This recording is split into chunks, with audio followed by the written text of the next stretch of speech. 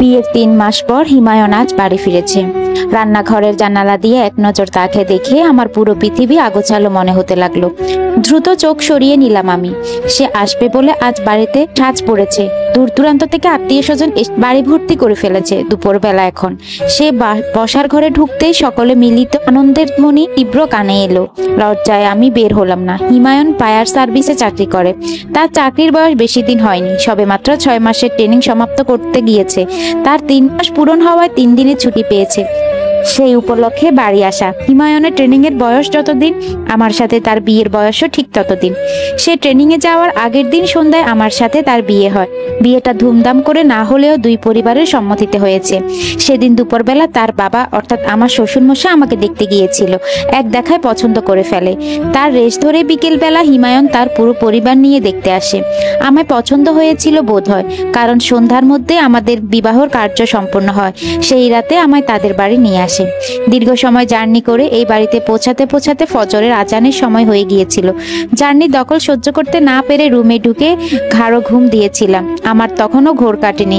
ঘোর কেটেছিল সকালবেলা, যখন হিমায়ন লাজুক স্বরে বলেছিল, আমি তাহলে চলে যাচ্ছি, নিজের খেয়াল রাখবেন, আর ফোনে যোগাযোগ করব। আমি প্রতি উত্তর করতে পারিনি সেদিন।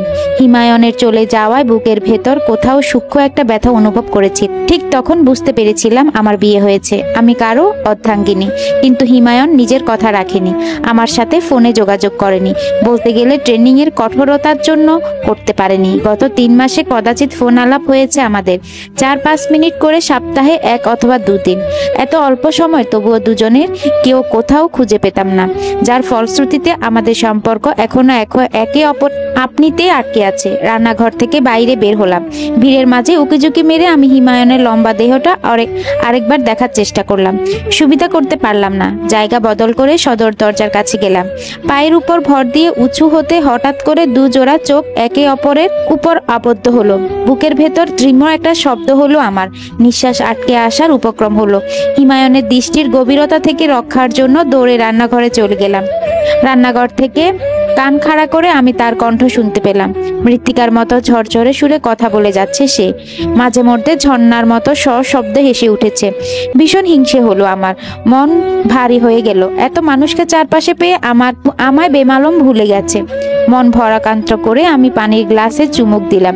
ঘন্টা খানেক পর হিমায়ন ফ্রেশ হয়ে এল। মেঝেতে মাদুর বিছিয়ে তাতে আয়েশ করে বসলো, আর তাকে ঘিরে বসল 20 জনেরও অধিক আত্মীয় স্বজন। আমি রান্নাঘরের দরজার আড়াল থেকে সব খেয়াল করছিলাম। হঠাৎ শাশুড়ি মা রান্নাঘরে এসে বললেন, তুমি এখনো দাঁড়িয়ে আছো কেন নিশি? হিমায়নের পাশে গিয়ে বসো, আমি খাবার নিয়ে আসছি। না মা, আমি পরে আপনার সাথে খাবো। তাহলে খাবারগুলো নিতে আমাকে সাহায্য করো। জোরপূর্বক মুখে হাসি টানলাম। বসার ঘরে যেতে চাচ্ছিলাম না, কিন্তু কিছু করার নাই। পর্বসমত অস্বস্তি নিয়ে আমি মাংসের বাটিটা 2 হাতে চেপে ধরলাম। ধীর পায়ে বসার ঘরে এগিয়ে গেলাম। কোনো দিকে তাকালাম না। মাংসের বাটিটা নামিয়ে রেখে চলে এলাম। রান্নাঘরে আসতে শাশুড়ি মা ডালের বাটি ধরিয়ে দিলেন। আবার অস্থিরতা নিয়ে হিমায়নের সামনে গেলাম। ডালের বাটি নামিয়ে রাখার এক ফাঁকে হিমায়নের দিকে তাকালাম। তার হাস্যোজ্জ্বল দৃষ্টি আমার দিকেই ছিল। ফের চোখে চোখ পড়তে আমার বুকের নদী ছলাৎ করে ঢেউ খেললো। হাত কেঁপে উঠলো আমার। ডালের বাটিটা কাত হয়ে অল্প একটু ডাল ছিটকে মেঝেতে পড়লো। সঙ্গে সঙ্গে লজ্জায় কুঁকড়ে গেলাম। চারপাশে তাকিয়ে দেখলাম আত্মীয় স্বজন সবার বিস্ময় ভরা দৃষ্টি আমার। আমি আর দেরি করলাম না, এক দৌড়ে নিজের রুমে চলে আসলাম। এই বাড়িতে আমি 2 দিন হলো এসেছি। 3 মাস বিয়ে সময়সীমার মধ্যে 10টা দিনও থাকা হয়নি এখানে। সেজন্য কারোর সাথে তেমন পরিচয় হয়ে ওঠেনি। তবে এই বাড়ি আসলে হিমায়নের রুমটাতেই থাকি। মানুষটা খুব একটা পরিচিত না হলেও এই রুমের প্রতিটি ধুলোকণা, ইট, সিমেন্ট, বালি সবকিছুর সাথে আমার সাক্ষাৎ গড়ে উঠেছে। রুমের দরজা ভিড়িয়ে দিয়ে বিছানায় এসে বসলাম। চোখ গেল ওয়াশরুমের পাশে রাখা বড় ট্রলিটার দিকে। ধীর পায়ে এগিয়ে গেলাম। বুঝতে পারলাম এটা ওই মানুষটার। রুমের বারান্দায় ভেজা কাপড় ঝুলতে দেখলাম। তার মানে হিমায়ন রুমে এসে গোসল করে নিয়েছে। ট্রলির দিকে তাকিয়ে দেখলাম একটা চেইনে তালা নেই। একবার মনে হলো খুলে দেখি ভেতরটা। পরক্ষণে সিদ্ধান্ত পাল্টে ফেললাম। চুপচাপ সরে গিয়ে বিছানায় শুয়ে পড়লাম। ঘুম ভাঙলো সন্ধ্যার সময় এক ননদের ডাকে। হিমায়নের কাজিন রূপা মেয়েটা ভীষণ মিষ্টি। মুখ ধুয়ে তার সাথে বের হলাম। মাথা নিচু করে আমি হাঁটাহাঁটি করছিলাম, যাতে হিমায়নের সাথে চোখাচোখি না হয়। কিন্তু কিছুক্ষণ পর শুনতে পেলাম যে সে বাড়ি নেই। বিকেলবেলা বাবার সাথে বাজারের দিকে ঘুরতে গেছে। ফোঁস করে শ্বাস ফেললাম। কিছুটা স্বস্তি মিললেও মনের কোথায় যেন খচখচানিটা রয়ে গেল। কোথায় যেন এক ফোঁটা তীব্র দুঃখ বিরাজমান। আমি পাত্তা দিলাম না। খাবার খেয়ে রান্নার কাজে শাশুড়ি মাকে সাহায্য করতে লাগলাম। তখনও রান্নাঘরের আড়ালে দাঁড়িয়েছিলাম।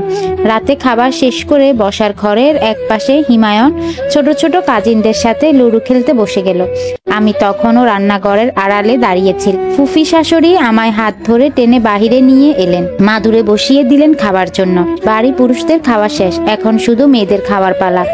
বাল্বের আলোকে পেছনে রেখে আমি একটুখানি জায়গা জড়সড় হয়ে বসে পড়লাম। প্লেটে ভাত নিয়ে মাথা নিচু করে খেতে লাগলাম। খাওয়ার শেষের দিকে প্লেটে 1 চামচ ডাল নিয়ে নিলাম। ভাতের লোকমা করে মুখে দেওয়ার এক ফাঁকে কর্নারের দিকে নজর গেল। দেখি হিমায়ন পূর্বের মতো আমার দিকেই তাকিয়ে আছে। সঙ্গে সঙ্গে গলা ভাত আটকে এলো আমার। খক খক করে কাশতে লাগলাম। পাশ থেকে শাশুড়ি মা পানির গ্লাস ধরিয়ে দিলেন। আমি এক নিঃশ্বাসে সম্পূর্ণ পানি খেলাম। প্লেটের উচ্ছিষ্ট খাবার শেষ না করে আমি রান্নাঘরে ছুটে গেলাম। অন্ধকার রুমটা হঠাৎ উগ্র আলোয় ছুঁয়ে গেল। চোখ খিচে বন্ধ করলাম আমি। হঠাৎ ঘুমের ভান করে শুয়ে পড়লাম। হঠাৎ রুমে একটা সুবাস পেলাম। সুবাসটা পেয়ে বুঝতে পারলাম এটা হিমায়ন। গ্রানটা আমি প্রথমবার পেয়েছিলাম যখন হিমায়ন আমাকে দেখতে গিয়েছিল।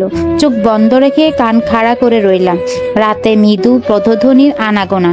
একটু পর ওয়াশরুমের দরজা বন্ধের শব্দ হলো। সঙ্গে সঙ্গে চোখ খুলে ফেললাম। এক লাফে উঠে রুমের চারদিকে নজর বুঝলাম।